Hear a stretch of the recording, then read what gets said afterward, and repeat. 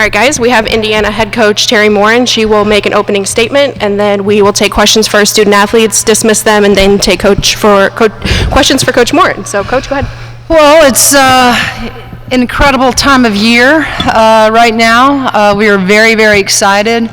We're about a week and a half out from the official start, although we have had a little bit of an early start from our trip over to Greece this summer in August, which was amazing. And the only athlete that was not with us on that trip was Henna. She was at home in Finland representing her country playing basketball. But got a really good look at our squad for this upcoming season.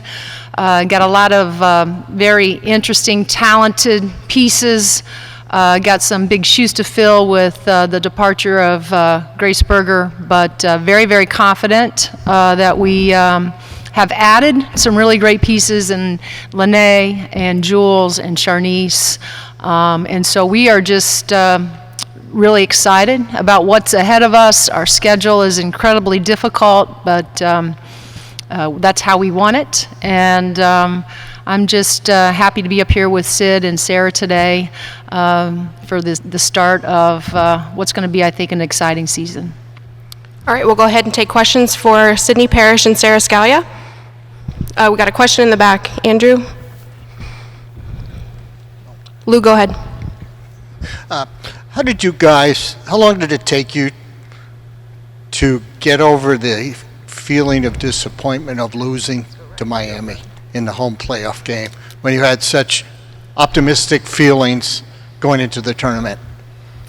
I don't think we're over it, and I think that's kind of gonna, put us on a good first step into the season, because I don't think you can get over it after the great season we had during the regular season and the postseason. So I really, for me at least, I'm not over it. People still mention it a lot, and it kind of hurts. So I think that'll just be another thing that drives us through the season. Amanda? For either or both of you, what are the biggest things that you were able to take away from that trip to Greece over the summer from a basketball standpoint? Sarah, do you want to start? I think, it just helped bring our team together, not only on the court, but off the court too, just spending a lot of time together. And it was just a good start to be able to play with, the team that we're about to play with this year, and just kind of get to know each other more and build that chemistry. Sydney, do you want to add? Just going off of Sarah, I think it really helped our team chemistry more than anything. Obviously it's important to play together on the court, but getting really close with the freshmen and the transfers coming in, I think that is really what's going to separate us from kind of what we started with last year compared to this year. Rabbi, when you get the mic, go ahead. Yeah, for both Sydney and Sarah. IU in women's basketball, I think it's 8 consecutive 20-win seasons now, 5 consecutive tournaments, 2 Sweet 16s and Elite 8. What's it been like to be a part of sort of like the group that took IU women's basketball to the national stage, and why do you think it has happened? It's definitely something like really special to be a part of. What we do here is not like many other schools. And we put in the work to get to where we have been. It's not just lucky that we win that many games a year. So it's good to see like the work that our team puts in pay off as we go into the season. Going off of that, I just think that players like Grace Berger and Mackenzie Holmes, they kind of set the foundation. And, me and Sarah came in as transfers last year. So I think we're lucky that our staff and kind of those players that built it for us, and we just kind of joined the ride last year. So it's been really fun for us to be a part of such a special group and a special program. Zach Osterman, Indianapolis Star. For either of you, kind of following on from that, when you bring in transfers, when you bring in obviously accomplished high school recruits, I guess basically what's the process of helping them understand where the expectation level is when you talk about players that came before who set a foundation and now you're building on that? Basically, how do you pass that on? I think that our coaching staff does a really good job in the recruiting process, letting them know what our standards are in this program, and they come in, knowing what work needs to be put in and what needs to be done on the court and off the court. So I really think it starts from our coaching staff and how they recruit and who they're recruiting. And I think like Charnice, Jules, and Lene have done an amazing job coming in and already putting in so much hard work. And they're special and they're a good group to have in this program. Ladies, I have a question to your right, third row. Guys, both of you second seasons here. How comfortable are you guys going into this season as opposed to last season, especially after the way things ended last year? A lot more comfortable this season. We had 7 new girls last year come on the team, so I think we were all just super nervous. We really didn't know what to expect. We had never played together. We had a lot of injuries last summer, so this summer just, like going to Greece helped a lot, playing with each other, those extra practices we got, and just getting to know each other more on a personal level. I think we're a lot more comfortable going into this season, and we're really excited. Todd. Todd Golden, CNHI. Sydney and Sarah, you can both address this. I mean, as Sydney said, I mean, the focus is always on the end of the season. That's what lingers. But the vast majority of what this team did last year was positive. So how do you take that and contextualize that and build on that while also kind of feeding off the hunger a little bit of the end too? Yeah, I think just the biggest thing is to just not like necessarily be satisfied with how we ended last year, but also like realize how much we accomplished. Like we did a lot of good things last year, and we can't just let one game dictate how well we did throughout the season. But I think just going into this year is just keep doing what we've been doing, taking it game by game, and obviously our end goal is to play our best basketball by the end of the year, so we're going to keep striving towards doing that. Seth. For either of you, just coming off the season and the career that Mackenzie's already had, just how did you see her kind of approach the off season, and how much do you think she's capable of this year? I mean, she is an All-American, so it's pretty fun to play with an All-American, and she's just one of the hardest workers I've ever played with and been around. She's always in the gym, whether that's extra conditioning, extra lifting, extra workouts, making sure her body is healthy, being in the training room. So she definitely is a very, very special player, and I'm just really excited to see how she plays this year with us, and I mean, we couldn't be more grateful to have her on the court with us for another year. So thank you, Mackenzie, for coming back. All right, Sarah and Sydney, thank you. Thank You you. guys are dismissed. Thank you. Thanks, Coach. Go ahead and raise your hand for questions for Coach Moren. Zach. Zach Osterman, Indianapolis Star. I guess sort of a similar question for you, and Jeff talked about just how progressively you've built this program over the last few years. What, if anything, is different about the way you talk about culture, the way you preach it, the way you build it, when maybe there's no more, I want to say there's no more climbing to do, but you are a lot closer to kind of the top of the mountain, and it's more about staying there and sort of, setting yourself there? Well, I think you have to continue to be able to articulate to recruits, prospects, how we got here, and what we believe that are the standards in our program, and why we are to the place that we are.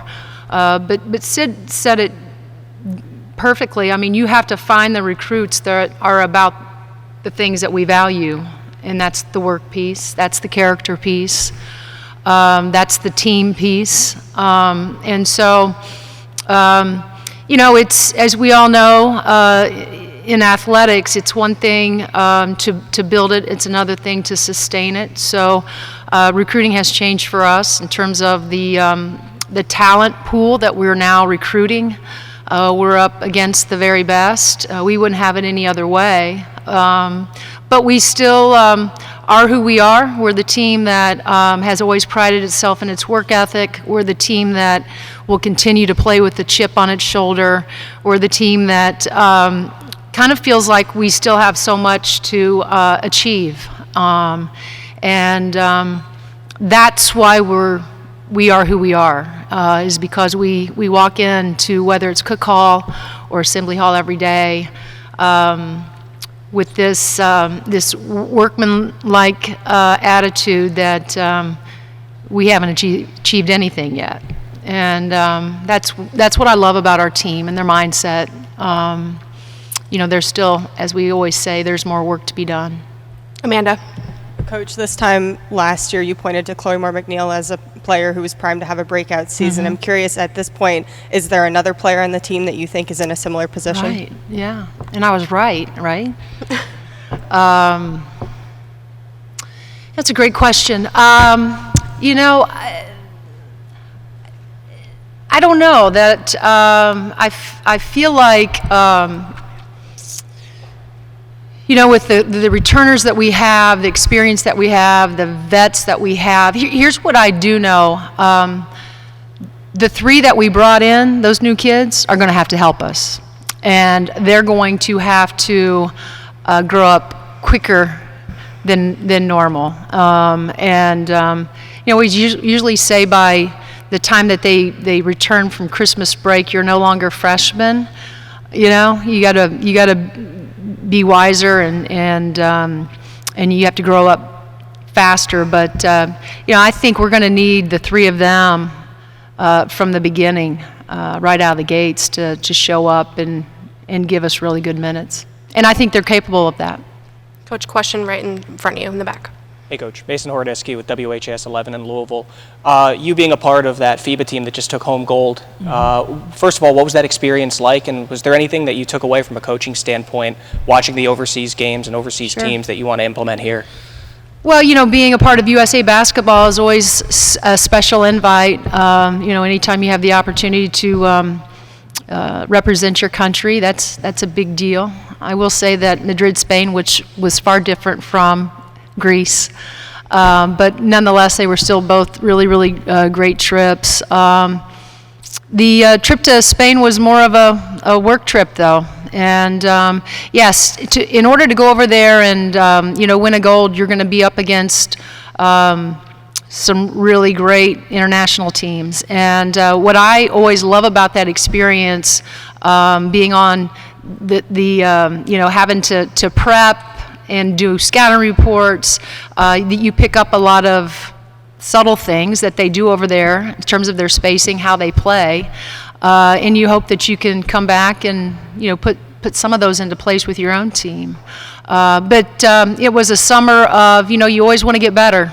Just like as a team, as the coach here, I'm always looking for opportunities to get a little bit better. And being over there in Colorado for a week and then certainly in Spain for 2 weeks served the purpose of me becoming what I hope is a better basketball coach. Coach, question in the front. Zion Brown, Indy Star. Terry, when you look back now that you've been a little farther removed now at the end of the season, those 3 close losses you guys had, what do you feel like kind of went wrong for you guys in those late game situations? I don't know that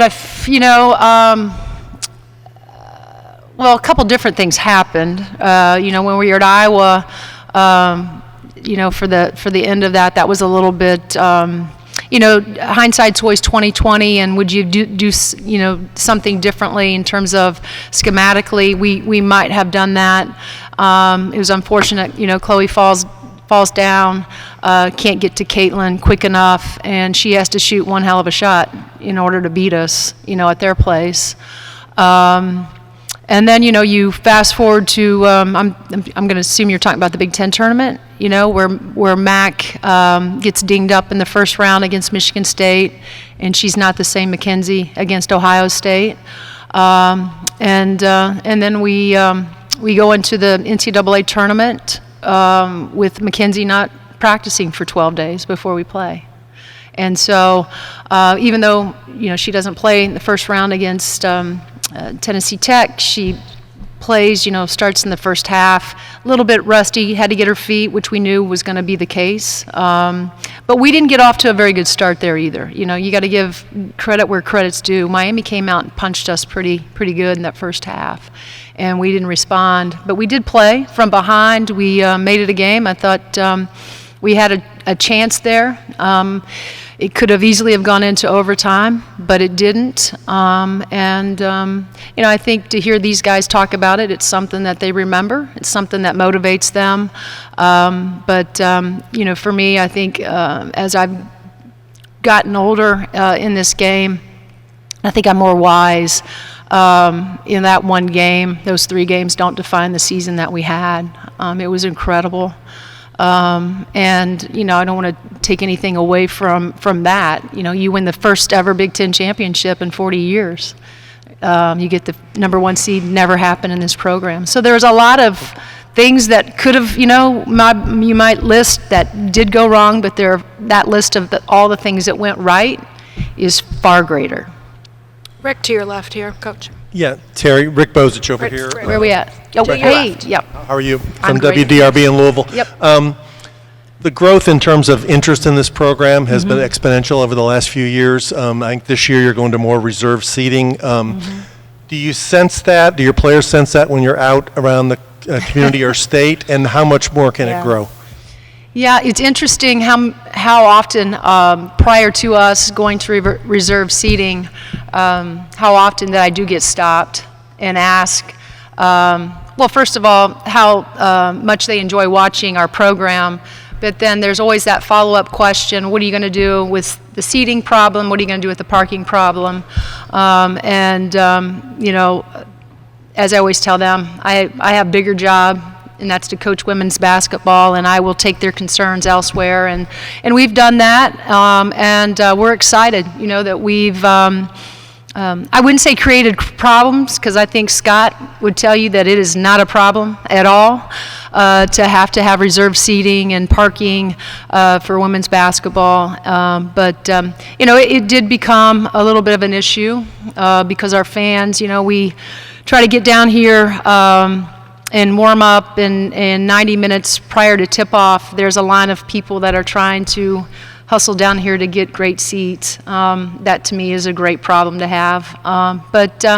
We're obviously thrilled, and we're grateful that it's turned into what it's become. And I think I could speak for our entire program, but especially those players that play. There's nothing like being in Simon Scott Assembly Hall, playing in front of our fans. Seth. Coach, just, Mackenzie's got a real chance to pass Tyra and become the program's all-time leading scorer. Just, I know part of this answer is going to, or most of it could depend on, team results this year, but just what sort of legacy has she already built here, and what sort of legacy do you think she can leave behind? Well, to be the first All-American is, you can end there, right? Again, the best part of my job is watching our players come in as freshmen and then watching their transformation or the evolution of them as players and also as people. And so Max has been such a great story, as far as when she came in here and she couldn't give anybody eye contact, and she was very shy and timid, and I don't think it was until probably halfway through Big Ten season her freshman year where she started becoming just a little bit, not as confident as she is, but a little bit more confident that she could play at this level. And I don't know in her wildest dreams if she ever thought that she could become the All-American that she's become here. But Sid hit it on the head. You only do that one way, and that's to get in here and do your work every single day. And so she and Coach Rhett have continued to, every day, days off, there's no such thing for Mackenzie. And so she should be really, proud of herself. I know I'm extremely proud of her, not for the player that she's become, for the person that she's become, in how she's gone about, her work. And she's, pure example of there's no secret sauce to any of it. It's what your habits are every single day. And I think her legacy will be one that Grace Berger left us. And how you build this is by coming in and wanting to do the work, wanting to be passionate about the work, wanting to be passionate about this place, and helping us be successful. And whatever that looks like, whatever it takes, they'll do. And so she will has a chance, to become the all-time leading scorer. Nobody's going to be cheering for her harder than I will be. Coach, we've got another question to your left over here. Go ahead. Chloe Peterson, Indy Star. Sydney kind of alluded to it, but is there a sense of unfinished business when it comes into this season after the early exit from the NCAA tournament? Yeah, I think, again, she answered it, for all of us, for all of those players especially. I think Lene and Jules and Charnice certainly weren't a part of that, but, there's no question with the chemistry and the closeness of this group that they've had conversations regarding that. And so that's okay, for them to it can't be all of their motivation because, like I said, I don't want them to take away from all the other great things that we accomplished a year ago. But, certainly if they want to use it for fuel, I'm okay with that. Hi, Coach. Kyle, Sports Report Kyle. Media. You've got the 5 banners behind you for men. Mhm. Obviously, IU men have been a leader for years. Sure. Here you are setting the stage now for IU women. Mhm. What does that mean to you and this program to know that they reach out to you now as Indiana's one of the leaders when it comes to women's basketball? Well, I'm extremely grateful. None of it's done without having a great staff. None of it's can be done without having great players and then, great support from whether it's Scott, Maddie, all of it. Lo, Kevin, our strength and conditioning, coach, Ben, our athletic trainer. I mean, it takes a small village to do something, like we've been able to do, and I'm so grateful for all those people. It's cool that I can represent us and I can talk about Indiana women's basketball. And, when Coach Rhett and I arrived here 9 years ago, it's hard to believe we're going into our 10th season. We always said we wanted to, the tradition had always been on the men's side, and we wanted to build our own tradition. So when people spoke of Indiana basketball, it wasn't exclusive just to men's basketball. And anybody that knows me knows that I'm a huge Indiana men's basketball fan, but one of the goals here was for us to create this excitement in Bloomington, in Indianapolis, in the surrounding areas that people wanted to come and watch Indiana women's basketball. So to sit here and be able to say, now that the state of Indiana has 2 teams that they can be really proud of means a lot. Todd. Todd Golden, CNHI. Terry, Todd. Hi, how are you? I want to take that one step further. When Mike was talking about his expectations for his team, he was talking about, adding a banner and Big Ten championships and all that. It struck me, though, that nothing would be more meaningful than the first banner for women's basketball. Yeah. Are you ready to embrace that expectation? Do you feel like the team is ready to embrace that expectation for this season? There's no question. I said it a year ago, I think at Hoosier Hysteria, that we wanted, one of those back there, and I'll, continue to say it. We've been so close. Anytime that you have the opportunity to get to a Sweet 16, get to an Elite 8, the way we have, and you realize it's just that one game, and you're playing for a Final Four, you're playing for a national championship, and so, we've tasted it, if you will. We know what it takes to get there, there's no question that we have everything we need in order to be able to do that, to win a national championship. And so I think everybody's excited. I think maybe pundits, on the outside, maybe, Grace Berger's, those are some huge shoes to fill. But, I still really, really like our pieces. And, I'll bet on these guys, knowing what by seeing what I've been able to see with them inside of practice. I do think we have a chance. Elsie. Elsie Norton, SB Nation. Just going through the transfer portal process, what really stood out to you about Charnice, just her game, who she is as a person? Yeah, I think one of the concerns for us was how do we how do we protect Mac a little bit in terms of her reps. And so I think going out and finding a post player that can come in like Charnice. Obviously, she was a terrific player at UT Martin, and has the statistics to back some of that up. But I really feel like we needed to have another post player that could come in and not just help us, but take some of those reps away from Mackenzie. And I think Mac's back there, she's not going to like to hear that. But the reason is because we know that the last 2 years, Mac has battled some issues or injuries down the stretch. And so I'm not going to call it load management, but I will say that we're going to have to try to protect Mac as well as we can in practices, long practices. This is a long season, and a lot of those reps are going to be, going to Charnice. And so I think you're going to see a young lady in Charnice that's going to continue to improve inside of our program and really, really help us. But great kid. She and Chloe played summer ball together, so good friends there. Another kid from the Tennessee area, and so we're excited. She has a tremendous upside to her. Zach. Zach Osterman, again, Indianapolis Star, asking about another player specifically, Yarden. Obviously a really good freshman season. If maybe sometimes it felt like with all the experienced talent around her, maybe people didn't give her enough attention. Yeah. How have you challenged her to push herself on this season, where when you've got someone that has scored, rebounded, shot the ball like she did as a freshman, where do you tell her, let's grow this area of your game next?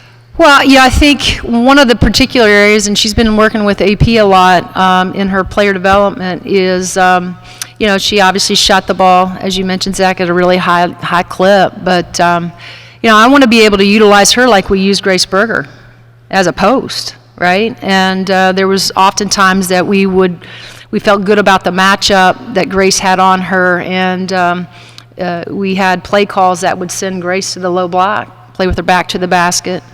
And so we feel like we can do some unique things because she's a big guard, and put her in positions with her back to the basket, and not always revert back to her little fadeaway, that international fadeaway that she brought with her from Israel, right? We want her to play with more moxie, play with more tenacity, and as we call it in our practices, put people in the basket, which means you play through contact, you score, you get yourself to the free throw line, and so that's really been this summer. That, her conditioning, her strength. When she showed up in Greece, I felt like she had gotten taller, but it wasn't that her height changed. Her shoulders had changed. She filled out in her shoulders, and so Kevin and her trainer over in Israel stayed in contact those couple months that she was back there, and so she's really has filled out shoulder-wise. She's still shooting the ball really well, but I'd like to be able to be creative with her, like I said, with her back to the basket a little bit more, where she can take advantage of her size. All right, last question to your right here, Coach. Alexa Ross, CBS 4, Fox 59. We talked last year about how there was excitement about the group that was coming in, but just some questions just because there were so many new pieces. Now, now it's not that way. There are just fewer new pieces, and how much more comfortable are you guys going into this season and knowing that you can continue building upon what you did last season? Yeah, I think Sid hit it on the head again. Anytime that you can take international trips the way we did, it just helps. With those new kids. And when Lene and Jules, they already understood, and Charnice, the work piece, but, just the time that you can spend together and getting to know one another. There's a real, not just camaraderie, but the chemistry. This is a group that really enjoys being around each other. We just had a recruit in over the weekend, and it's not often that, they left my house to go and I think get ice cream or do something. It's not often that you have your entire team do that, right? It's usually the host and maybe 2 or 3 other teammates, but the entire team went. And so that's unusual, especially when you have some older kids like we have with Mac. Mac's a 5th year. She's been here forever, but Mac's always wanted to be a part of the process, recruiting process for us. And I think that's where it starts. There's a specialness that this group has that they really, really enjoy one another. And, in doing this as long as I have, that will translate onto the floor. Teams that like each other seem to be teams that play well with one another. All right, thanks, Coach. Yep, thank you guys.